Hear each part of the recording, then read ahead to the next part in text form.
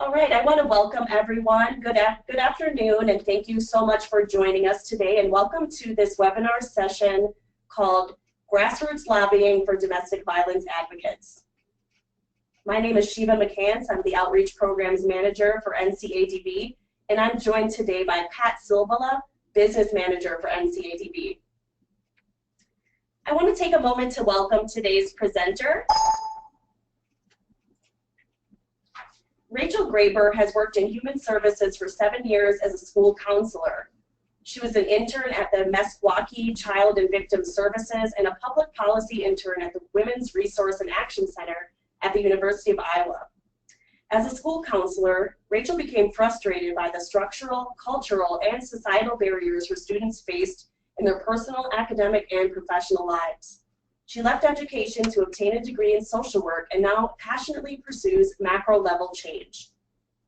Rachel currently leads NCADV's legislative affairs in Washington, D.C., and sits on the National Task Force to End Domestic and Sexual Violence, a national public policy collaboration among violence against women organizations.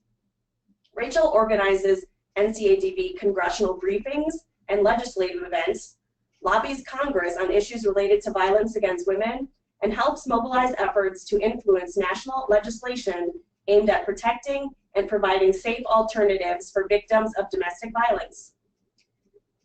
A recording of this webinar, in addition to copies of the PowerPoint as well as a certificate of participation, will be shared via email with all participants.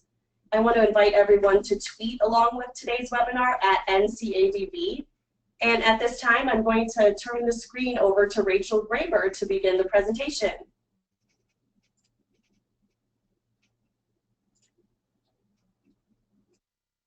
Thanks, Shiva.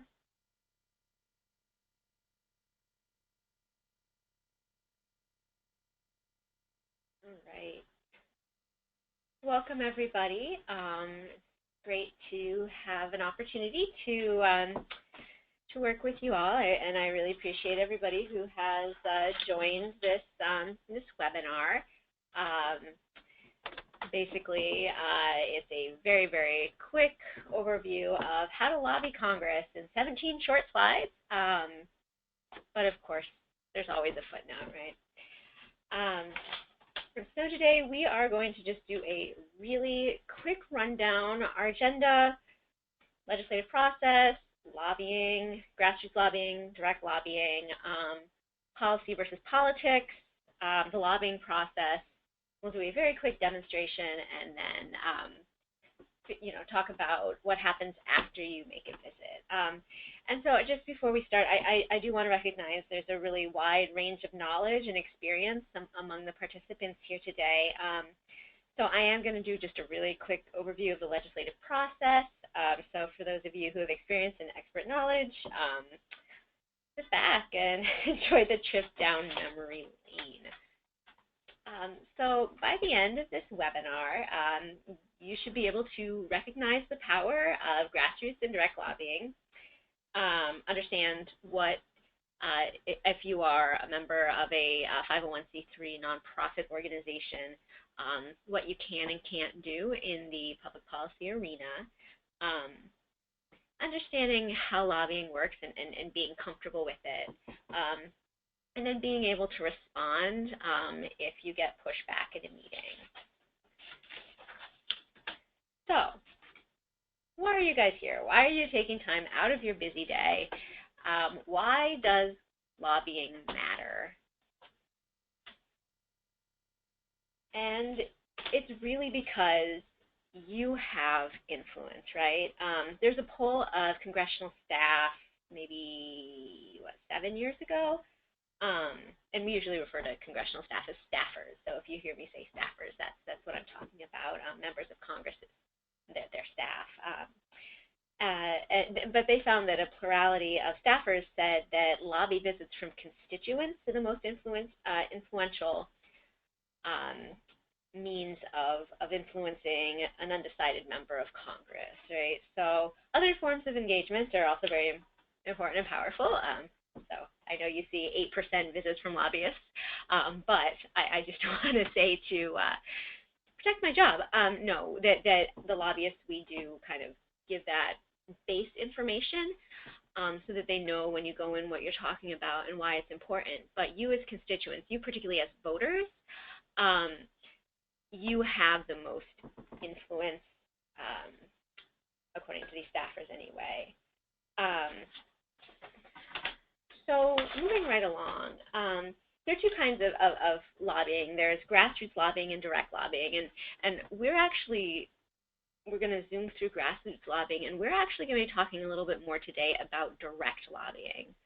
So grassroots lobbying is about engaging other people to become involved in the legislative process. So as you can see, reaching out to your networks, reaching out to your members, reaching out to your communities, and asking them to contact their members of Congress or to otherwise be engaged. So emails, letters, faxes, phone calls. Nobody uses faxes anymore. Doing social media, doing events designed to get people involved in public policy, and otherwise expressing your views publicly. Direct lobbying, on the other hand, that is meeting directly with members of Congress, with their staff, and it also includes promoting ballot measures, just as a side note, but we're not really going to be talking about that today. And there's a very common misperception that nonprofits can't engage in lobbying activities. When I was back in grad school, and I was like, I'm going to become a lobbyist, and my classmates were like, you can't be a lobbyist and work for a nonprofit, and I was like, yes, I can, darn it. It says here, right in my textbook. And then nobody believed me until I actually copied the page and sent it to them, because I do things like that. Obviously, I am NCADV's registered lobbyist here in DC. I like to consider myself kind of a nice fuzzy swamp monster, so anyway, 501c3s can lobby on policies, but they can't be engaged in electoral politics, right? So policies, that's legislation, that's policies, that's funding, that might be lobbying the executive branch about the implementation of certain laws. That might be submitting amicus briefs to the judiciary, but it's all about legislation, policies, with no elections or politics thrown in. Politics, of course, like I said, is elections, endorsing, supporting, campaigning for candidates or for political parties. So there's a very, very clear distinction. We can do policy, we cannot do politics. And that's 501c3s. There are other nonprofit designations that they can do political work, but then those are not tax exempt. So talking a little bit more about nonprofit lobbying, there are limits on the percentage of budgets that 501c3s can spend on lobbying activities, and those are based really on their sizes and their annual expenditures. So if you have a nonprofit with expenditures less than $500,000, those organizations can spend up to $20,000 or 20% of their budgets on lobbying activities. And that number just rises as the size of the organization grows. And then again, we're talking about the difference between direct lobbying and grassroots lobbying. About 25% of the lobbying funds can be used for grassroots lobbying, but the rest has to be used for direct lobbying, which is what we're talking about here today. So generations of younger Americans, like myself, grew up with Schoolhouse Rock. I think it was published originally in 1976. But they have a wonderful, entertaining music video. It's I'm Just a Bill. So I do want to warn you in advance. It's an earworm. It's probably going to get stuck in your head. It's really embarrassing when I'm like waltzing around in ballet class with Schoolhouse Rock in my head. It's terrible. So if you'll just hold on a moment.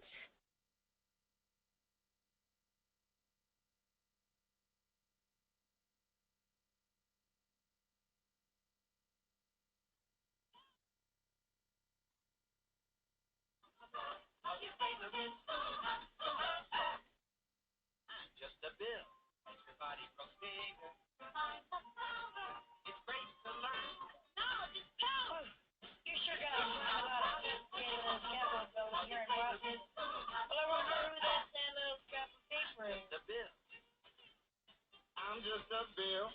Yes, I'm only a bill. And I'm sitting here on Capitol Hill. Well, it's a long, long journey to the capital city. I'm just a Okay, bill. hold on Yes, just I'm a only second. a I bill. think And this I'm is sitting playing in here a on Capitol separate. Hill. Well, it's a long, long Oh, journey how about to that? the capital Okay. city. It's a long, long. I apologize. I'm going to just start that again because it is such a great video that it would break my heart if everybody didn't have the opportunity to see it. So I apologize. Hold on just 1 second.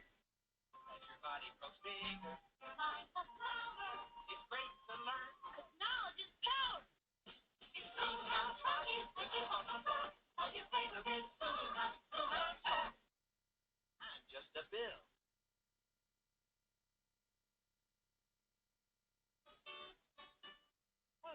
You sure gotta climb a lot of steps to get to this Capitol building here in Washington.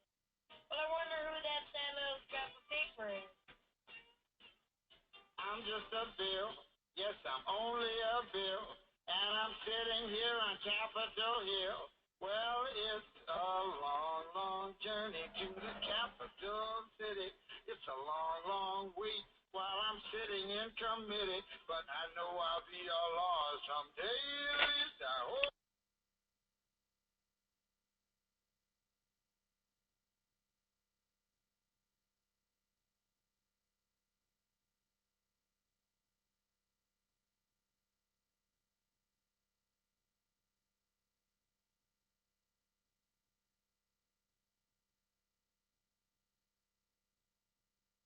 Me to Congress, and I became a bill.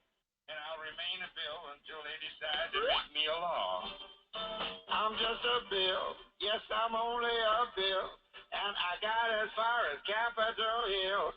Well, now I'm stuck in committee, and I'll sit here and wait while a few key congressmen discuss and debate whether they should let me be a law. I hope and pray that they will. But today I'm still just a bill.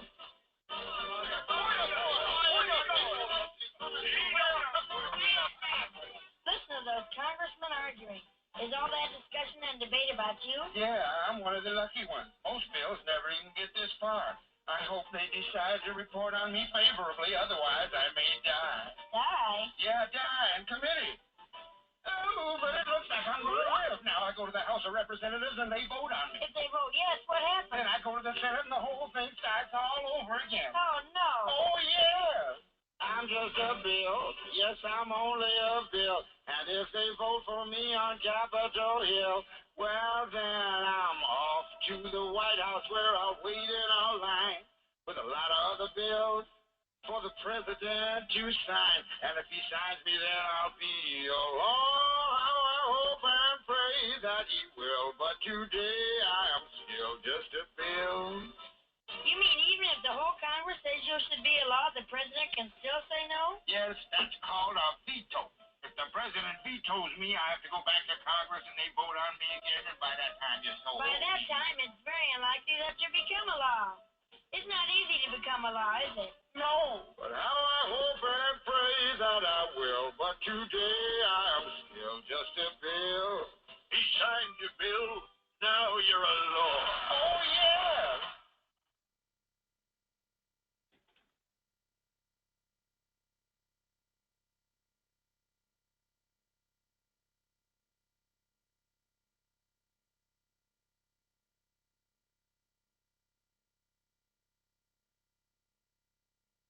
All right, so I hope everybody enjoyed that as much as I did. I love watching that every time. I do want to say just very quickly, you know, it is a very, the entire Congress there is pretty much white men, which is no longer the case. We very much still don't have gender parity. But I think that, you know, it's not quite that homogeneous anymore. So just a quick comment about that. So moving on. There we go. Right, so the art of lobbying and why all flying broomsticks need built-in jetpacks. I hope you guys have as much fun with this as I did. I entertain myself quite a lot. But so just really quickly, before you go in to talk to members of Congress or their staff, it's really important to be organized and to be prepared. And it's also important to personalize the issue if you can. You know, people get lost in data, and I am a big fan of data. I love data. I love numbers. I love being able to prove points. But sometimes the human element gets lost when we are only talking about numbers. So if you can talk about how it impacts real people and real communities, that'd be great. If you have a personal story that you are comfortable and willing to share, it really, really does make a difference because it makes it emotional, not just kind of cut and dry. So when you go in, you want to be prepared. Of course, you do want to know those facts. You want to be able to spout the data. You want to be able to tell them the statistics. If you have statistics from their states, you know, that's really great information to present. And then you also want to be ready for any questions they might have, right, or any pushback. Before you go in, part of being prepared is that if you are going with colleagues, make sure if you're talking about more than one issue, who's going to talk about what issue or how you're going to break up the conversations, just to make sure that everything is covered and it goes efficiently and smoothly. So, the visit. I know the term lobbying can be really scary and anxiety-provoking, but it's really not scary at all. All it is a conversation between you and a staffer, and you're just educating them. You're educating them about an issue that's important to you. Sometimes you connect on a personal level. You know, there are a lot of staffers who I enjoy meeting with, and we laugh and we chat, and we talk about our pets, you know, that sort of thing. You know, and there are other staffers that, you know, we're not best buds. They're cold and they're reserved, but they're still listening, right? And they still really do care. That's why they're in Congress, and that's why they're working on our issues.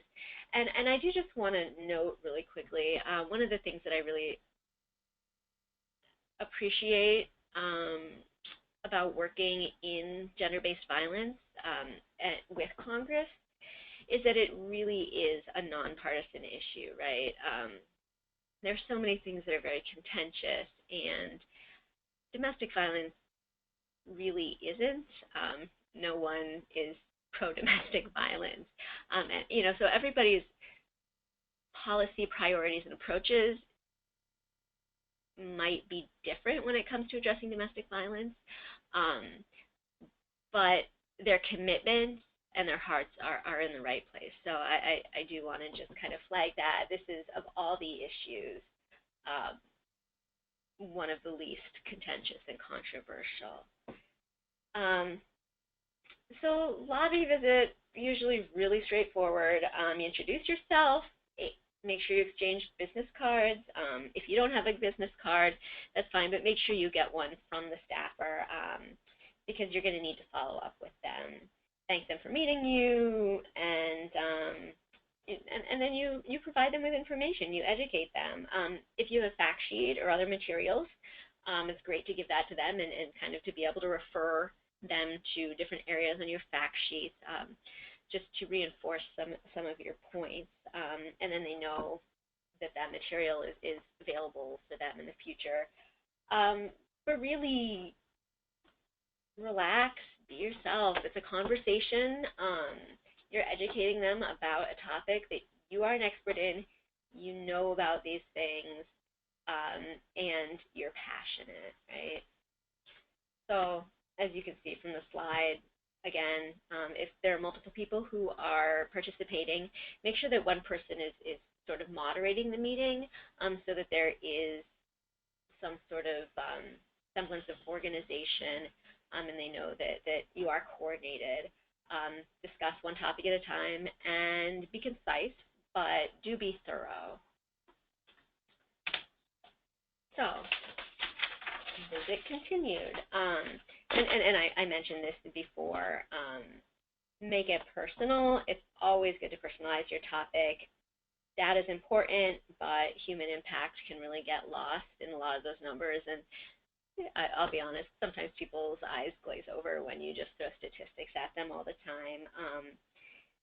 And remember, you're there to educate the staffer, but you're also there to influence a member of Congress's behaviors and decisions. So it's really important to make sure that the staff knows exactly what you want, and if possible, to get a commitment from them. And a lot of times the commitment is, well, I'm not sure, let me talk to my boss. And that's okay. The fact that they are just taking that information, processing it, and then running it up the chain, that's also very, very important.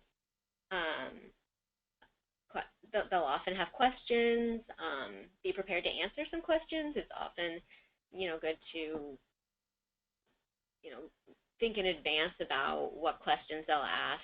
One of the things that probably is our primary focus at NCADV in our policy office is the intersection between domestic violence and firearms. And the question we always are prepared for, because we very frequently get, is, well, what about arming victims? Isn't that a better way than keeping firearms out of the hands of abusers? And we are able to say, no, here's a fact sheet, here's why it's not, why that actually puts women at greater risk of homicide. So, to be prepared for those questions. And if they ask questions that you can't answer, that's totally fine. It happens all the time, even to the most seasoned of lobbyists. But if they ask, don't prevaricate or make anything up. Just tell them honestly you're not sure, but you'll look into it and you'll get back to them, and then follow through. So we're going to provide you very quickly with an opportunity to see how lobbying is done in a fictional setting. So thank you very much, Sheba, for being my stand-in staffer. I really appreciate it. Are you there? I'm there. No problem. Okay. So here is our scenario. I am a lobbyist on behalf of the Alliance for Broomstick Safety, and I'm here promoting a broomstick safety bill that basically reduces fatalities and injuries from broomstick crashes by requiring all broomsticks to include a jetpack that just gives it a little boost, so that either the person can jump off if they're crashing, or at least the velocity and the impact will be less when they hit the ground. So I'm going into an office.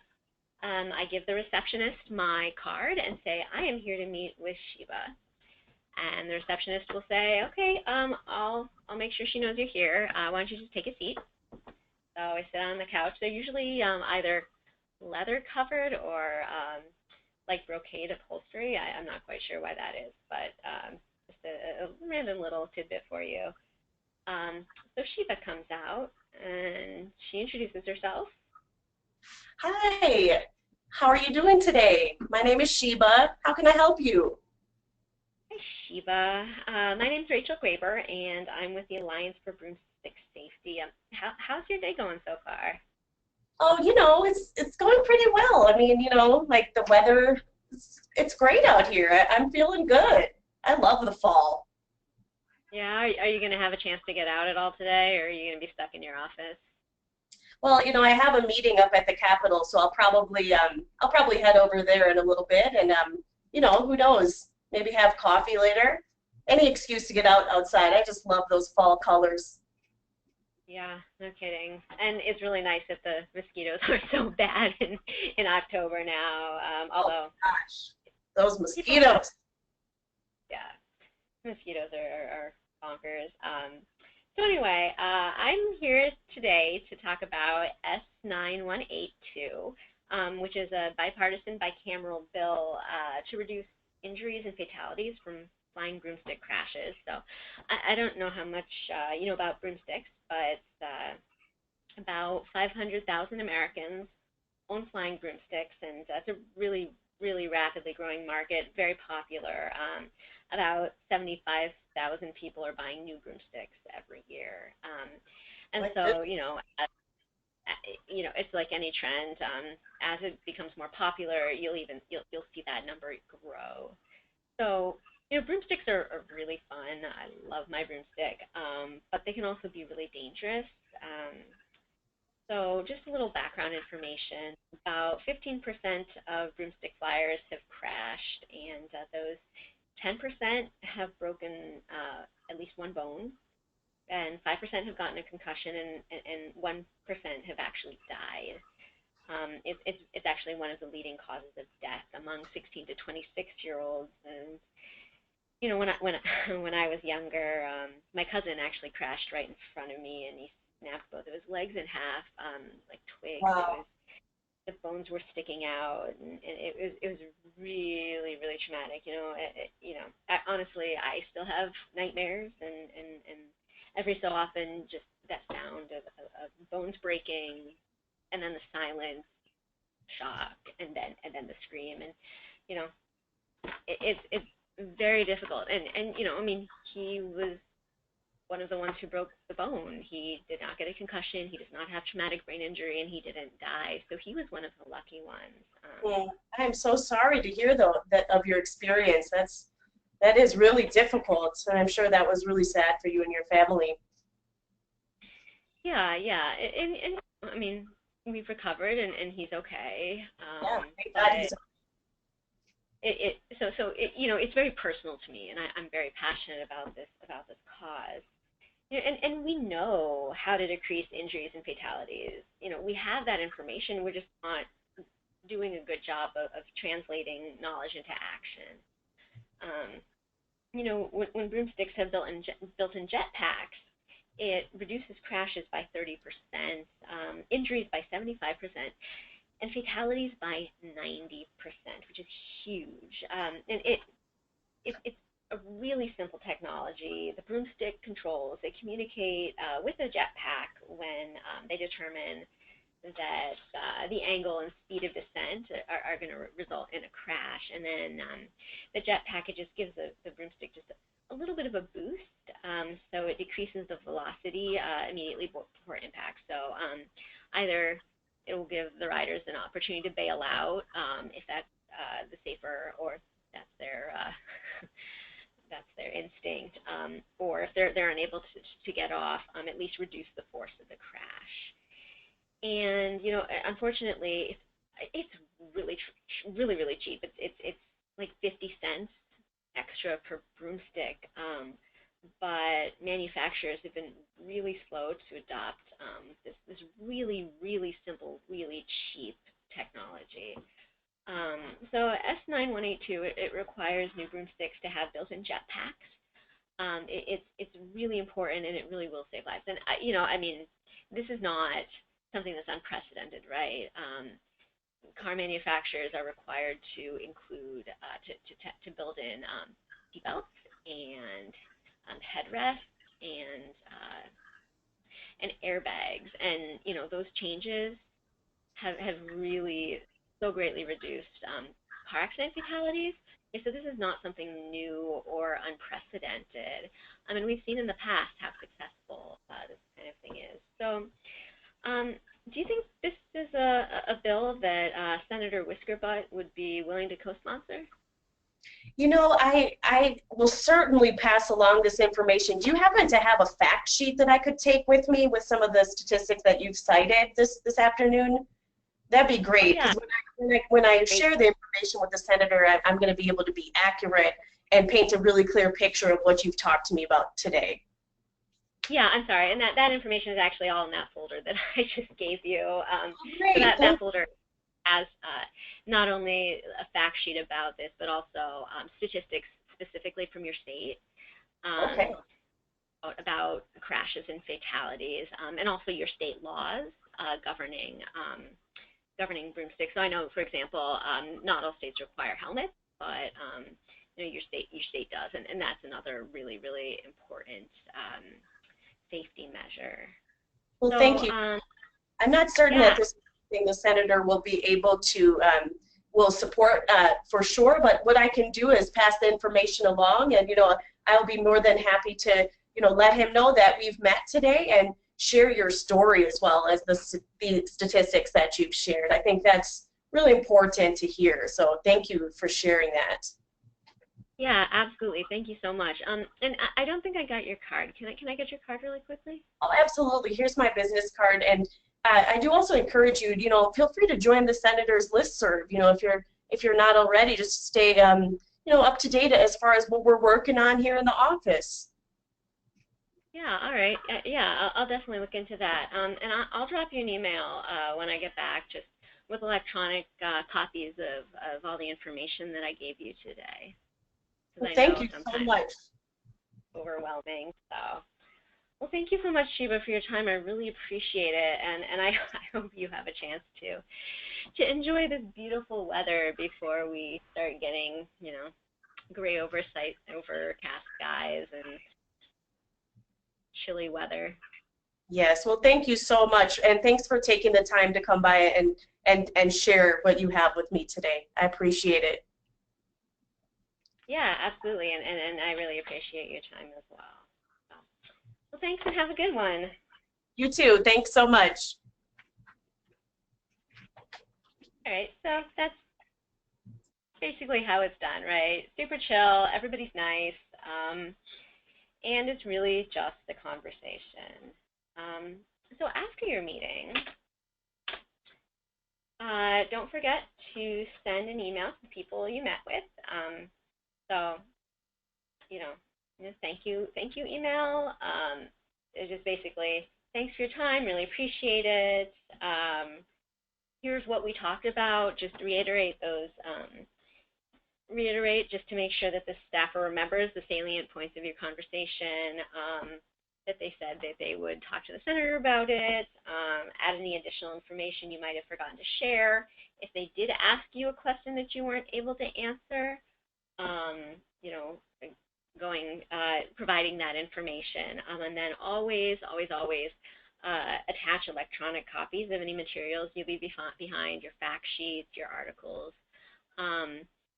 Honestly, they have teeny tiny offices, and a lot of the paper. It's really useful when you're there, but they would much rather be able to recycle that and have electronic versions where they can file away and in a way that makes sense to them and is easily accessible. So we've had our excellent visit, and we got a commitment from Sheba to talk to Senator Whiskerbutt about a bill. And we'll follow up with her in the future, particularly if it looks like the legislation is going to move, or if there's something that happens in current events that they really need to be aware of, particularly in their state or district. But, it just doesn't end there. It's important to stay engaged. Pivoting back to domestic violence and away from flying broomsticks, sign up for our action alerts so you can raise your voice at pivotal moments. If you have local organizations, your state coalition, sign up for their action alerts as well so that you can do work at the local and state level. Talk to your friends and neighbors. There are a lot of people who have misconceptions about domestic violence, about dating violence, about stalking, about sexual assault, about gender-based violence in general. And talk to your friends, talk to your families about what's going on in the policy world. I can tell you, I'm sure my husband is very tired of hearing about the intersection of domestic violence and guns, and my excitement about all the great things that are going on, and frustration about all the terrible things that are going on, and my hopes and dreams for the future. But he's very forbearing. Letters to the editor, and then even if you're not connecting in person with face-to-face, stay in touch with those legislators. You have the added benefit of having a personal contact on the Hill now. So call your own members of Congress. But if there are other people that you know, make sure you contact those staffers today. And when you call on an important issue, ask to speak to the person you know, right? So most people, if you call, say, this is my policy, this is what I want the senator to do, and you can't see me, but I am holding a fake phone up to my ear. Rather than giving your message to the receptionist, which is very important, and I'm not poo-pooing giving your message to the receptionist, and that information does eventually get transmitted to the member of Congress. But if you can have a conversation, a one-on-one with somebody you already know, that your argument and your position has a little more resonance. And also just reach out to your community, get other people engaged. We can't do this alone. The more people that we have advocating for our issues and supporting our policy positions, the more headway we will make. So that's it. I'm going to check the time. Wow, we are zooming through. So I do have a number of questions that people submitted to me or submitted to the staff in advance. So I'm just going to kind of go through those and address those. If you have any other questions, just type them into the question box, and we will try to get to those. So the first question is, how can we help at the community level? And honestly, getting involved in the community level is probably the easiest way to have the strongest impact, right? Because people at the community level, they're very responsive to you. You can have personal relationships with people on your city council that you're not necessarily going to have with a member of Congress, right? And so really it's that same process. It's building a relationship with people and educating them and really sharing their concerns. So, that might be they have some city council people will have a constituent coffee. Go to the constituent coffee, meet them, chat, hang out. Or go to a city council meeting, introduce yourself afterwards and say, here's my business card if you have one. I'd like to set up a time to talk about XYZ issue. And people are very responsive, and you don't have that middle person, right? It's not you talking to a staff, talking to a member of Congress. It's you talking directly to the person, to the decision maker. Next question was about funding restrictions and IRS, and I think I did cover that. One caveat, it does have to do with federal funding. If you are federally funded, you cannot use that money to lobby, as you might imagine. Next question, how do you begin a career in lobbying if you don't have a traditional start of being a political science major or public policy? My background is in school counseling and gifted education and social work. And I think that social work has a public policy track. So that there's a macro level track and a micro level track, and one of the trajectories for the macro level is public policy. But I'll just tell you my personal experience that it's getting involved at the local and state level, finding organizations and people who are doing this work. I'm originally from Iowa City, Iowa, and I connected with my local League of Women Voters, actually, and I got really involved with them. They really liked having a younger person because they want to start bringing in the younger generation of activists. But I got really involved with them, and that's how I got my start.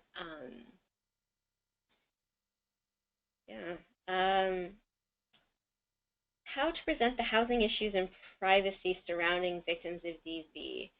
This is a question, honestly, I can't answer because that's not really the realm that I work in so much. Like I said, I mostly do, my expertise is in the intersection between domestic violence and firearms, and I work on a variety of other issues, but unfortunately, housing and privacy are not in that portfolio. So how statistics can be used in lobbying.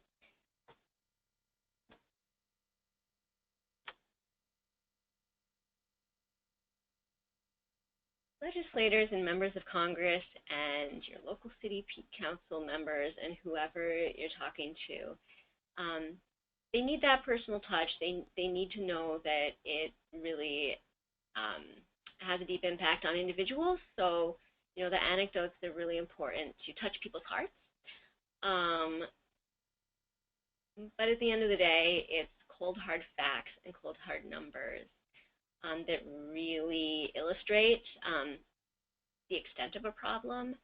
And if so even better is if you have any statistics about interventions at work, right? So going back to jetpacks on broomsticks, we know what works, and we can present numbers, and we can present facts, and we can present figures.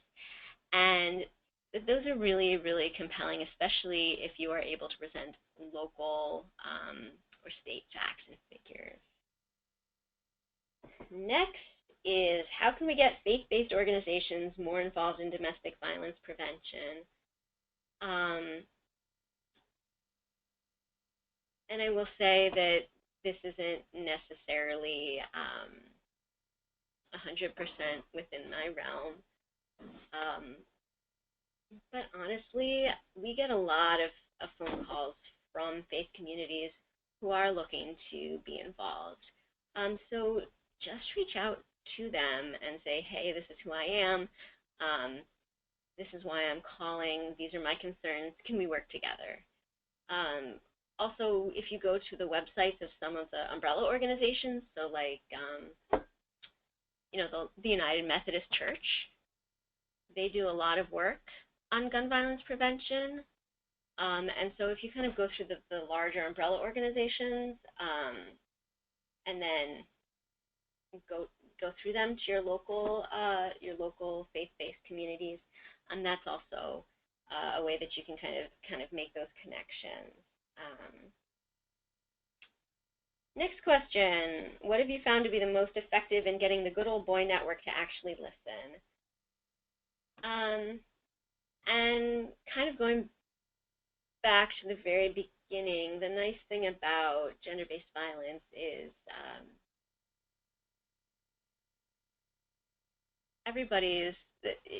we don't run into that so much, right? I mean, nobody's really like, yes, I support domestic violence, and I think domestic abusers, should be able to keep on abusing and should have guns and everything like that.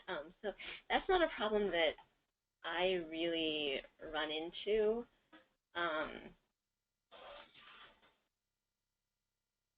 I will say that we probably work a little more closely in general with certain offices because they do have a perspective that's a little closer to ours. But other than like one terrible meeting that I am not going to recount for you because my head will explode, that's not really anything that I've run into, honestly. What further education/training is recommended to transition from shelter work to lobbying/education from a person who has a BA in psychology? Master of Public Policy, Master of Public Health.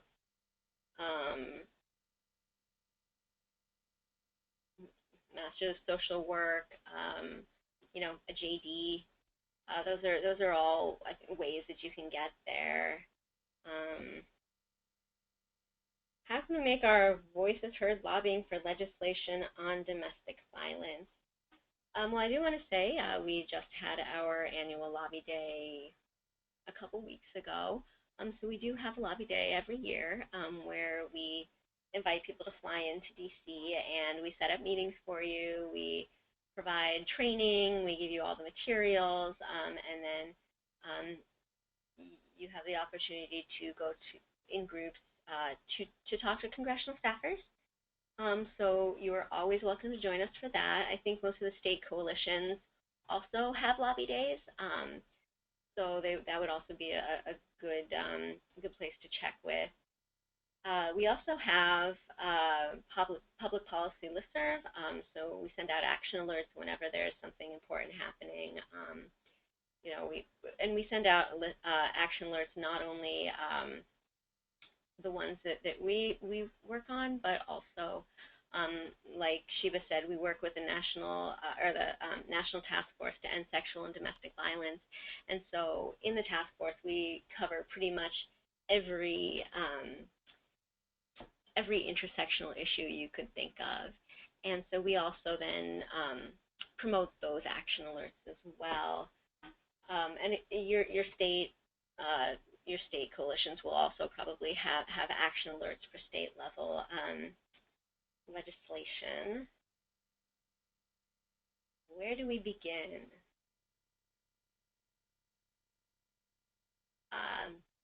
I would like to say this webinar is a good beginning.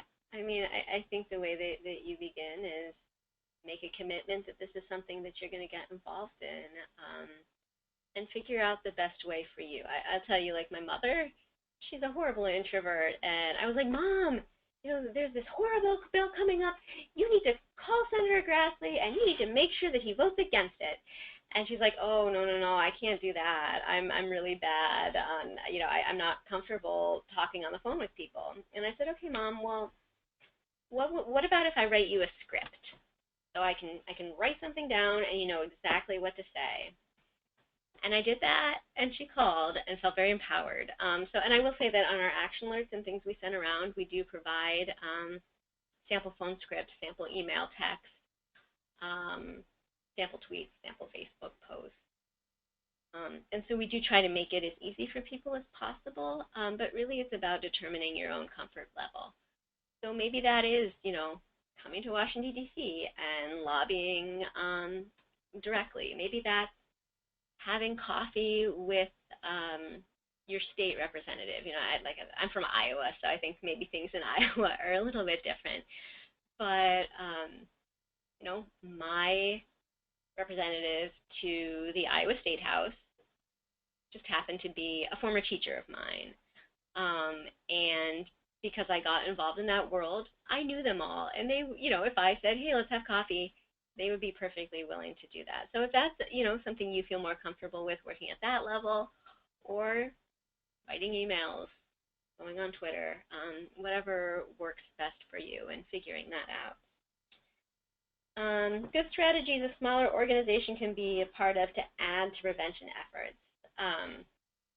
Again, definitely sign up for our public policy alerts. And working with your state coalitions, working with organizations such as NCADV,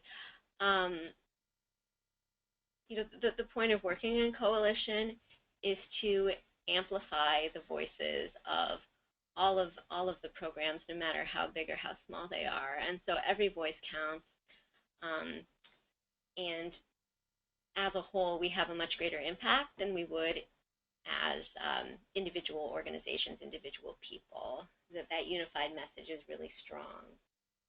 Grassroots lobbying techniques for more introverted personalities. So I guess that would go back to my mother again. But I know that a lot of people don't feel comfortable going out and just like chatting up strangers, even if it's a topic that they're very well versed in.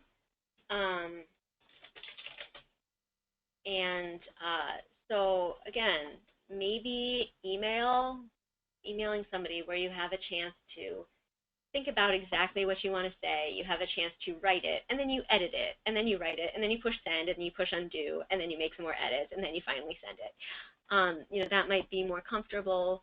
Writing a letter to the editor might be more comfortable. Or again, you can call, but know ahead of time what you're going to say. Those are all, you know, ways that you can get involved without having to really get in front of people. So Patrick has a question really quickly. Actually, yeah, this is Sheba. I had a question that came from one of the participants that I wanted to ask. Okay, it's that it says, I hear that California OES won't allow any lobbying, grassroots or otherwise. Do you know if this is true? I'm pretty sure it's not true, because I know that, you know, California does have a state coalition that does do policy work. I honestly can't speak more about that. I can look into it if it's something that you would like to know. You know, obviously there the lobbying restrictions as far as maintaining your 501c3 status, I believe, are determined at the federal level through the IRS. But I can Google it if you'd like when we're done, or ask around. Okay, and then Rachel, I just have one other question. I feel like one of the big takeaways of this presentation for me is the distinction between grassroots lobbying and endorsing a political candidate. So I think sometimes when we work in nonprofits, we get confused between that distinction, and we think that that, you know, we're not supposed to endorse a political candidate. However, we can engage in grassroots lobbying. So I just wanted to see if you could just speak to that one more time as like an important takeaway of this webinar. Yeah, absolutely. So if you are a 501c3 and you want to retain your tax-exempt status, you can talk about legislation. You can talk about policies. You can even, like I said, you know, do amicus briefs. But it all has to be very focused on laws, on bills, on implementation. You know, let's say you really, really like Senator Whiskerbutt. As a private individual, that is great. More power to you. As a private individual, you can, you know, contribute to his campaign and volunteer in his campaign as a private individual. But as an organization, you cannot say, okay, as an organization, we support Senator Whiskerbutt in his re-election campaign. You know, you can write a letter saying, thank you, Senator Whiskerbutt, for supporting this issue. You can do that. You can't say, hey, world, we want you to elect Senator Whiskerbutt. Is that clear? Yes, that's exactly. I just really wanted that, just some clarification around that, because I know I worked in a local shelter, and I know that was a really point of just confusion for a lot of people, so I'm really glad you've clarified that. It looks like we have one last question that we'll take this afternoon, and then we're going to wrap it up for today. The question is, how do we help keep participants on topic during lobbying at a rep's office? And then also, she says, we pick a speaker for the meeting, but sometimes participants will distract and go off on speaking not related to the purpose. Oh, I wish I had an answer for you. I really, really wish I had an answer for you. I actually have had colleagues, not within NCADV, but just kind of in the broader criminal justice world, who have told me horror stories about some of their members coming out to DC and saying, I'm going rogue, and like throwing their papers and fact sheets all over the place. You know, so thank God that has never happened here. You know, I think that the best thing you can do is make sure that before people go, they know what their talking points are, and they know they have discussed who's going to say what. And you know, there are things you can control and things you can't control. I will say that, you know, if there are people that we know have a tendency to veer off course, we do try to put them in a group with others who maybe have a little more experience, or who can kind of refocus and guide the conversation in the way that it's supposed to go. But at the end of the day, people are going to do what people are going to do, and that's not something that we always can control, however much we would like to.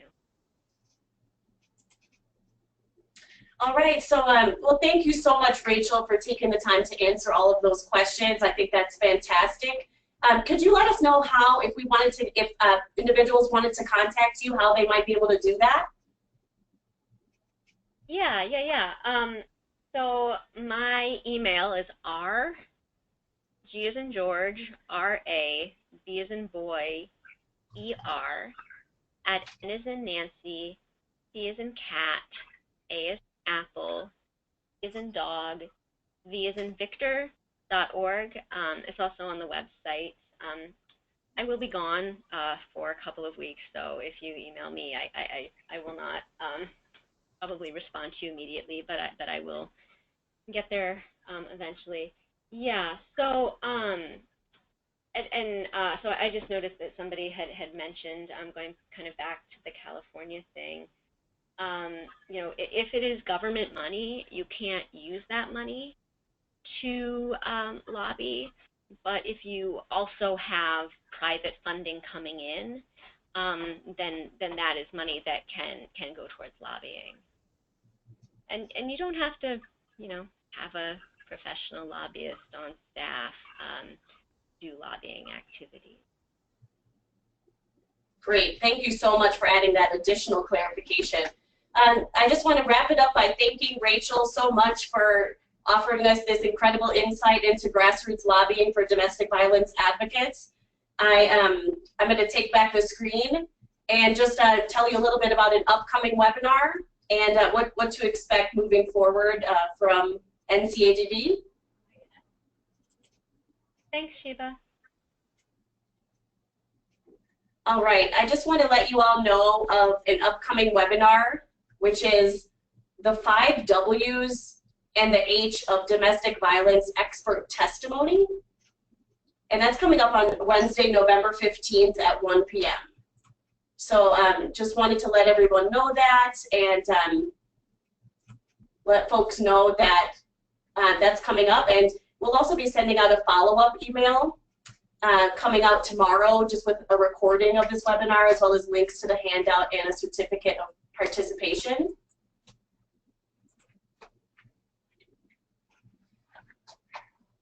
Click here.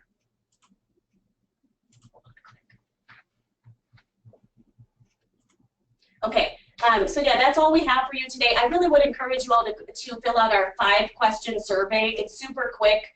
We'd really appreciate your feedback, including topics for future webinars. We always love to hear from our members and people in our community about things that you all would like to learn about. So again, thank you so much for your participation today, and look forward to receiving that follow-up email in your box tomorrow with the links to the recording, the handouts, and a survey.